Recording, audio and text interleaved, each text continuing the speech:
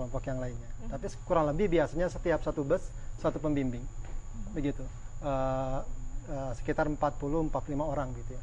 Ya, tentu saja tugas pembimbing yang paling utama adalah mengarahkan jamaah haji, membimbing mereka dalam melaksanakan manasik haji sesuai dengan tuntunan Rasulullah Shallallahu Alaihi Wasallam. Tapi juga tentu saja tidak sebatas itu. Banyak perkara-perkara teknis yang sangat penting untuk dilakukan oleh pembimbing haji dalam rangka mengarahkan jamaah haji melaksanakan ibadah haji dengan tertib, ya, dengan maksimal. Sebab ibadah haji ini bukan hanya sekedar ibadah seperti sholat gitu ya, tapi ibadah yang juga sangat erat kaitannya dengan medan, dengan situasi, dengan kondisi.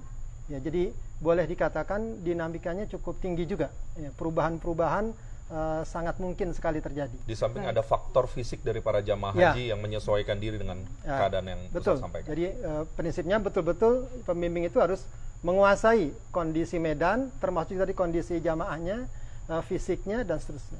Baik, Ustadz, sebetulnya poin-poin penting apa yang disampaikan kepada jamaah calon haji ini terkait agar pelaksanaan ibadah hajinya berjalan dengan lancar dan juga tertib dan terhindar dari segala insiden ataupun mara bahaya? Ya, dari segi teknis, ya, tentu saja yang paling penting diingat bagi jamaah haji adalah ya, mengikuti acuan-acuan atau aturan-aturan yang berlaku, baik aturan yang terkait dengan kelompok atau rombongan yang ada, dan juga aturan dan acuan yang memang sudah ditetapkan oleh penyelenggara haji secara umum, dalam hal ini pemerintah Arab Saudi yang memberikan wewenang kepada Departemen Haji di sana.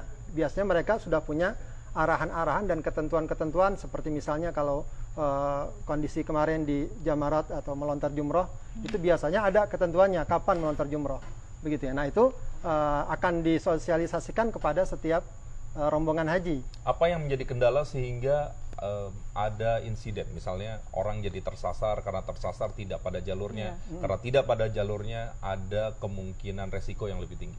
Ya, banyak latar belakangnya saya kira. Ya, di antaranya adalah ya itu juga kedudukan dan peran serta pembimbing. Kadang ya terjadi ada juga pembimbing yang bisa jadi tidak menguasai medan.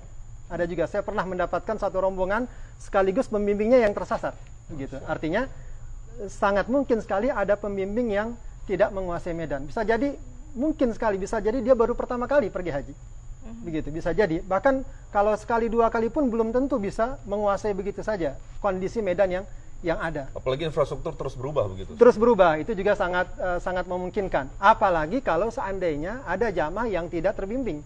Dia berjalan sendiri, dia kira masalahnya gampang, ringan, bisa dia kira-kira, padahal misalnya di Mina itu kan suasananya hampir sama, mirip. Mengapa kemudian ada jamaah yang tidak terbimbing, artinya keluar dari regu, dari kelompok yang ada pembimbing? Macam-macam juga, ada juga yang jamaah merasa saya bisa sendiri, saya bisa berjalan sendiri, atau memang di sana suasana sangat padat, terlepas bisa jadi. Ya, di tengah perjalanan, misalnya dari kemah ke bus, padat sekali, dia tercecer, akhirnya dia ikut orang atau dia ikut arus yang ada, itu sangat mungkin sekali terjadi. Jadi bisa jadi karena inisiatif sendiri, dia merasa, katakanlah dia merasa bisa berjalan sendiri dan dia pulang ternyata tersasar, atau dia tercecer. Karena suasana sangat padat, biasanya dari Arafah ke Muzdalifah memang luar biasa. Jadi betul. Ada kemungkinan jamaah mengambil inisiatif sendiri. Tapi bagaimana dengan pembimbing? Apakah pembimbing juga dibolehkan mengambil inisiatif sendiri? Biasanya kadang-kadang kalau di ONH ya, yang resmi, itu biasa kalau jamaah keluar dari bimbingan grup besarnya, dia bisa izin dan akan ada pernyataan resmi.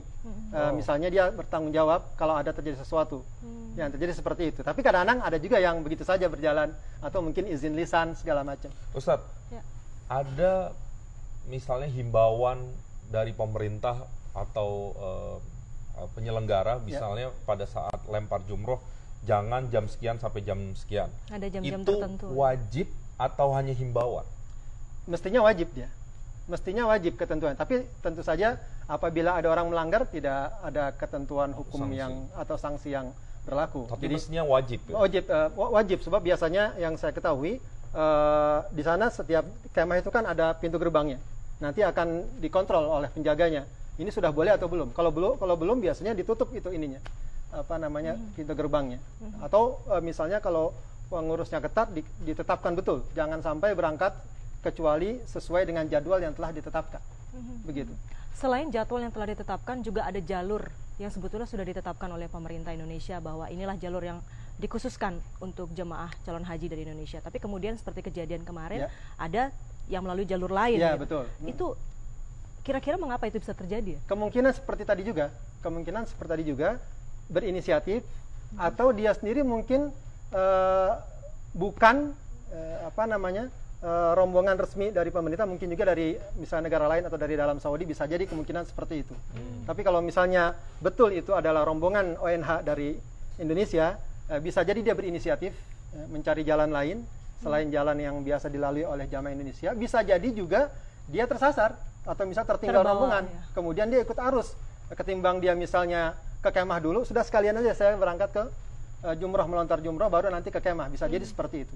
Ustadz, apakah berarti kita harus semakin menutup ruang inisiatif? Apakah ke depan bukan tidak mungkin kita harus lebih tegas untuk mengatur jamaah dan pembimbingnya sehingga tidak ada inisiatif-inisiatif yang memungkinkan dan akhirnya juga membahayakan? Mestinya begitu. Mestinya dari awal betul-betul ditekankan disiplin para jamaah terhadap ketentuan yang berlaku, dan juga disampaikan akibat dan dampak apabila dia tidak melaksanakan program sesuai ketentuan yang berlaku. Begitu ya. Bisa jadi orang merasa saya bisa, kemudian ini lebih afdol, ini lebih utama, akan tapi mestinya keselamatan harus didahulukan. Begitu ya. Dan itu juga seperti kita lihat kondisi sekarang sangat luar biasa dampak dan akibat tidak melaksanakan prosedur yang berlaku. Begitu. Baik, mungkin sekedar gambaran bagi yang belum pernah melaksanakan ibadah haji ya. Sesungguhnya seperti apa ya suasana pada saat melempar jumroh di Mina itu? Apakah sepadat itu sehingga jika ada satu kelompok yang berhenti saja kemudian yang di belakang langsung melemparkan, atau bagaimana? Melempar jumroh itu sebenarnya terkait dengan waktu juga. Ya, jadi kalau waktu biasa normal sebenarnya, tapi memang yang cukup krusial itu pada tanggal 10 Zulhijjah tadi, dan juga tanggal 12 Zulhijjah, itu yang krusial. Ada waktu afdol di situ. Sebab itu ada waktu afdol, dan jamaah haji kurang lebih terkonsentrasi ke sana. Cukup besar konsentrasinya di sana. Ya, dan kemudian mereka dalam kondisi yang sangat letih dari Arafah, Musdalifah, banyak yang langsung berjalan ke Mina dalam kondisi yang sangat letih.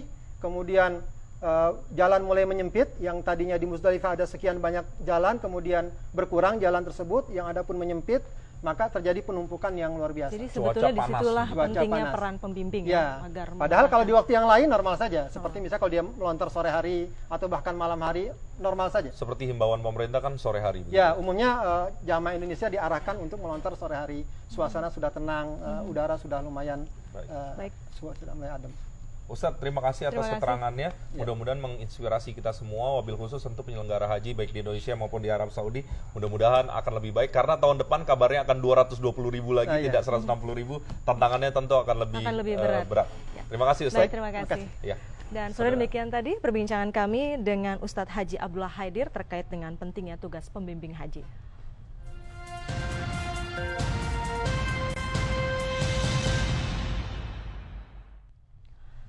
Ya, saudara, kita menuju ke Jawa Timur. Tragedi Mina menyebabkan keluarga salah seorang petugas kesehatan ikut menjadi korban musibah Mina cemas. Dan informasi selengkapnya akan